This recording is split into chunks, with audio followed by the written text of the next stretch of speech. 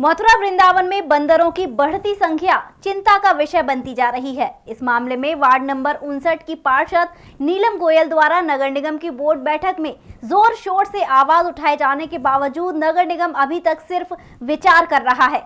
इसको लेकर ward number 59 की पार्षद नीलम गोयल से खास बातचीत की गई। क्या कुछ कहा उन्होंने, जरा आप भी सुनिए। नमस्कार जी, नानी में आप सभी का स्वागत है। मैं हूं आपके साथ हेमंत शर्मा। हम आज चर्चा करेंगे बंदरों को लेकर। जैसा कि आपको पता है कि हमने बंदरों को लेकर एक खबर भी प्रसारित की थी, जिसमें बंदर आतंकी का रूप धारण करते चले जा रहे हैं। बंदरों को लेकर नगर निगम और वन विभाग भी जरा भी सीरियस नहीं है, गंभीर नहीं है।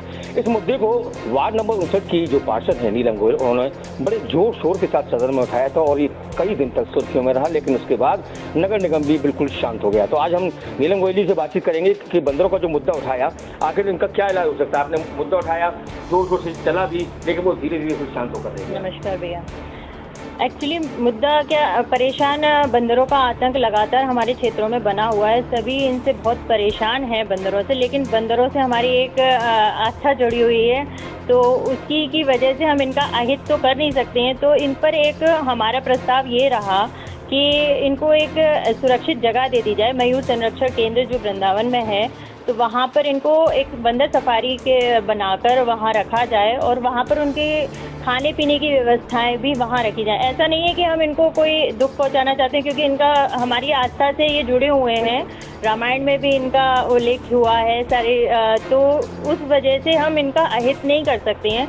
तो ये विषय बहुत विचारणीय है कि इनको एक सेफ जगह दे दी जाए बंदरों को। और मैंने जो प्रस्ताव रखा था सदन में, माननीय नगर आयुक्त महोदय से, मेयर साहब से मैं लगातार इस प्रयास में हूँ कि बंदरों को एक ऐसी जगह दे दी जाए कि सारे बंदर सफारी बनाकर कि उन्हें कोई भी दिक्कत का सामना नहीं करना पड़े और हमारी जनता को इस समस्या से निजात भी मिल जाए। तो ऐसा ही प्रस्ताव हमने सदन में भी रखा मैंने, और माननीय नगर आयुक्त महोदय से भी इस विचार पहले भी मैंने पूर्व में भी अभी बहुत सारे प्रयासरत हूँ कि मैं ये समस्या से हमारी पब्लिक को समाधान मिल सके। बिल्कुल, आपने जब ये मुद्दा उठाया तो चर्चा ये भी हुई कि बंदरों को दूर सुदूर वन क्षेत्र में छोड़ा जाए। साथ में ये भी चर्चा हुई कि बंदरों की जो प्रजनन प्रक्रिया है वो बहुत तेजी से है और बड़ी संख्या में बढ़ते हैं। उनकी नसबंदी कराने वाली बात हुई थी, लेकिन उसको कहीं अमली जामा नहीं पहनाया गया। अभी ये विषय विचारणीय है कि किस तरीके से ये प्रोसेस किया जाएगा या क्या होगा, उस मुद्दे पर अभी हम लोग सभी प्रयास कर रहे हैं कि अभी क्या होता है आगे पता चलता है। अभी हमारे अधिकारीगण हैं, हमने उनसे बात कर रखी है, लेकिन इसमें सभी का सहयोग हमारे को चाहिए।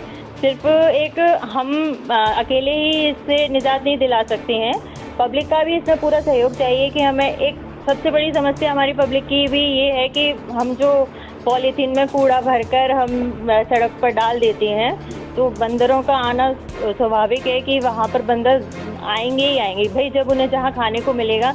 लेकिन हम ये चाहते हैं कि एक प्रॉपर जगह पर बंदरों को एक जगह दे दी जाए और वहाँ पर उन्होंने कि खाने पीने की व्यवस्था सब करा दी जाए, तो बंदरों का भी कुछ नहीं अहित होगा और हम सेफ भी हो जाएगी हमारी जनता। मैं आपसे यही जानना चाहता हूँ कि हम सिर्फ अभी चर्चा ही कर रहे हैं और कोई अमली जामा नहीं पहनाया जा रहा, और चर्चा को हुए भी साल भी बीत जाता है, 2 साल भी बीत जाते हैं। उस दौरान बंदरों की संख्या जो है चौगुनी हो जाती है। आलम यह है कि अब बंदर केवल मथुरा शहर में नहीं, आप कह रहे हैं कि मथुरा, मैं मानता हूँ आपकी बात को, मथुरा में भी बहुत ज़्यादा गंभीर समस्या है, लेकिन ये बंदर जो है अब मथुरा के अलावा आसपास की कॉलोनियाँ हैं, जैसे रिफाइनरी क्षेत्र हैं वहाँ हैं, आपके बालाजीपुरम में वहाँ हैं, वहाँ भी उनकी संख्या पहुँच गई। और मुझे लगता है कि अगर हम सिर्फ विचार करते रहेंगे तो ये संख्या धीरे धीरे करके गांव की ओर चलती चली जाएगी और ये बहुत भयानक रूप ले लेगी। क्या मानती हैं आप? आपकी सही बात यही है, लेकिन मैं बस आपसे यही कहना चाहती हूँ कि सभी के सहयोग से ये काम हो सकता है। इसको मैंने आपसे अभी कहा कि ये हमारी आस्था से जुड़े हुए हैं, तो इनको हम हानि नहीं पहुंचा सकते हैं कि हम ऐसा कोई प्रोसीजर अपनाएं कि इनको या तो ऐसे ही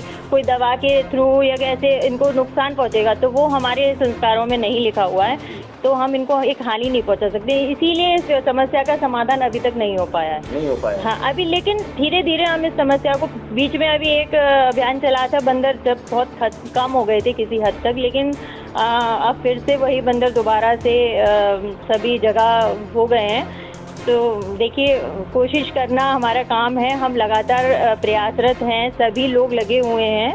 तो देखिए कहाँ तक ये काम हो सकता है। लेकिन बहुत गंभीरता से इस पर चर्चा और विचार- गंभीरता से जी। विचार करने की आवश्यकता जी है। जी बिल्कुल। अभी मैंने पूर्व में जब ये बात उठाई थी, मेरे मीडिया बंधु सभी ने मेरा बहुत साथ दिया था, सभी ने इस मुद्दे को बहुत अच्छे से प्रसारित किया था, तो सभी का मैं बहुत बहुत धन्यवाद कहती हूँ। और इसी तरह मैं आगे भी प्रयासरत रहूँगी कि बंदरों की जो समस्या है उससे मेरी पब्लिक को, सभी को, मथुरा, वृंदावन और भी जगह जहाँ बंदरों का इस समय प्रकोप है उस समय, तो वो उससे मुक्ति मिल सके पब्लिक को। तो बंदरों की एक समस्या है आपने बोला, और लेकिन बंदर भी एक समस्या बन चुके हैं। लेकिन बहुत जल्दी बंदरों का अगर समाधान नहीं किया गया, उन्हें कहीं सुदूर वन क्षेत्र में नहीं छोड़ा गया, उनको नसबंदी वगैरह नहीं की गई और ऐसे विचार चलता रहा, तो ये बंदर आने वाले सालों में कितनी जनसंख्या का रूप धारण कर लेंगे और किस तरीके से हालात होंगे, इसका सोचना भी मुश्किल है। लेकिन पार्षद, हमारे वार्ड नंबर 19 के पार्षद नीलम गोयल हैं, इस विषय को लेकर काफ़ी गंभीर हैं और उन्होंने हमसे ये वादा भी किया है कि अगले सदन की जो बैठक होगी उसमें जोर शोर से इस मामले को उठाया जाएगा और उस पर अमली जामा पहनाने के लिए उनके द्वारा प्रयास किया जाएगा। मैं अपने साथी विवेक चतुर्वेदी के साथ हेमंत शर्मा, जी9 न्यूज़ के लिए।